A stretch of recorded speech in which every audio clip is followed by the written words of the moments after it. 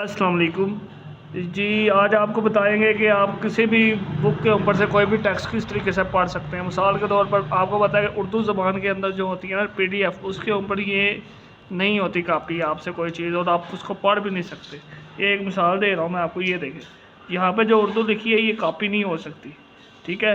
तो इसको किस तरीके से कॉपी करेंगे मैं आज आपको ये तरीका बताने वाला हूँ, और ये हर बच्चे के लिए कोई भी बुक है, कोई भी पेज है, कहीं से भी हो जाएगा, ठीक है। चाहे वो PDF में है, किसी इमेज पे है, कुछ भी।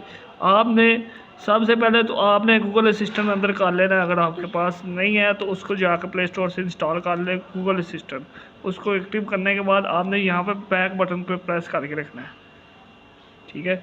जैसे ही आप प्रेस करके रखेंगे यहाँ पर आ जाएगा जी, सर्च स्क्रीन भी आ जाएगा और ट्रांसलेट भी आ जाएगा। इन दोनों में से कोई एक कर लें। चलो जी, मैं इसको कर लेता हूँ।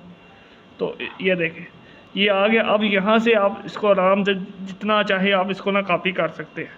ये देखें, इस पर आप टाइप करें और ये फिर आप इसको सुन भी सकते हैं। आप अगर आपको कोई ज़ुबान पढ़नी नहीं आ रही, ट्रांसलेट भी कर सकते हैं, सुन भी सकते हैं। ये देखना, हजरत शाह मोहम्मद गौस ग्वालियर के मज़ार पाक पर हाजिरी।